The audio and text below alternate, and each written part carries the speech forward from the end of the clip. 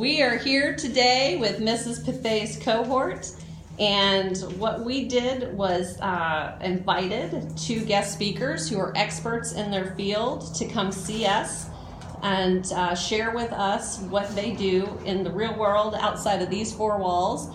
And they did a great job by tying in a hands-on experience for us, and this is the way we learn at Indy Ed. So Rhea, the two people that we brought in today, they were forensics officers. What does a forensics officer do? Well, their specific job that they do is they work out in the field and they detect crimes, they do murders, kidnaps, fires, car crashes. Which is perfect because we're studying forensics. And we studied forensics as it applies to geology and the mysteries like the Grand Canyon, observing clues and figuring out how the Grand Canyon was actually formed. And now we've transitioned that science over to how crimes are solved. So Ange, the forensics officers were here. They asked us all to go downstairs. Why did they do that? What did they have in store for us down there? Well, they gave us a hands-on learning experience, and what that experience was they taught us how to basically collect fingerprints when it comes to, like Ray said, whether a crime scene, car crash, kidnap, anything really. And so how they did that was they brought us downstairs and they had us actually put our fingerprints on the white parts of their van, and then we used a black fingerprint dust we just rubbed it on there, and then they taught us how to use tape to collect it and everything. And we actually have a example right here. As you can see, the fingerprints are on the tape. We put them on and they put the information to help on the back. Awesome. So Justin, what was really important about approaching the crime scene? When it comes to approaching the crime scene, you have to make sure your gloves are on it. So when putting them on, make sure that when you put on the gloves, grab it by the wrist piece and not the fingers, because then you could probably frame yourself. And then, accidentally, and then, when you take them off, also use the wrists, and then pull back and hold onto it with the same glove.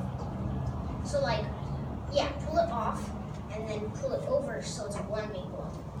So Jalen, how do we even leave fingerprints? Like, how can you even find a fingerprint?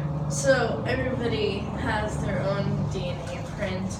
DNA isn't just blood, it's like sweat, grease, or anything like that. With fingerprints, normally like the sweat or the blood or any kind of grease that's on your finger necessarily doesn't get into the ridges of your finger. So it just leaves a fingerprint behind of whatever you touched. So no matter what, you will leave something behind that's yours. And so, Reese, if we leave these fingerprints behind because there's oil on our fingers, how did those officers extract the print? Well, Mr. Pathay, as you can see here, we got tape and we unrolled tape, and in this case, we actually put our fingerprints on the van that the police officers let us do, and we put the fingerprint on with the dust and stuff, and we put the tape on the fingerprints, and then smoothed it out, extracted the tape, and then put it on our little cards here, and then you can see they left a fingerprint, which that's how the officers get to detect where the fingerprints were and who did it with the back of this card for the information. Very good. So you have to be very detail oriented, very careful. You have to record information. But then they have cameras. Like, what would you use a camera for at a crime scene? Well, if you take a picture, on the top of the picture, it would say location, and they use cameras it's kind of like a picture article. It's like they take pictures of hair strands, fingerprints, blood stains, injuries, or deaths, and they use it to chart, and then they bring all those pictures back to the lab and they use it for evidence. So it's another good way to record data like we do in any science. Yes. A lot of similarities between forensics and the science that we've done on the beginning of the unit. So Reese, tell me, what was it that was really unique, something new that you learned that you would have never imagined a forensics officer would use? So, I learned that there's such thing as magnetic dust, and the reason you would use that over normal dust is because it works better on smoother surfaces. It's pretty cool stuff, isn't it? So, Jalen, tell me, what does an experience like this mean to you? We could have just sat in the classroom and gone through worksheets and maybe a few videos and talked about what forensic scientists do. But what does an experience like this, when the expert comes in, takes you down and you get to do a hands-on experience, your education is hands-on with the experts who are in the field doing this themselves, what does that mean to you? Well, it means a lot. For one thing, I think you have more fun when you're learning with that, because like you're learning and you're having a lot of fun. It's kind of like the definition of indie ed. Yeah. And well, when you're doing that, not just like you have fun more with it, but you learn more than just videos off online or doing worksheets. Yeah.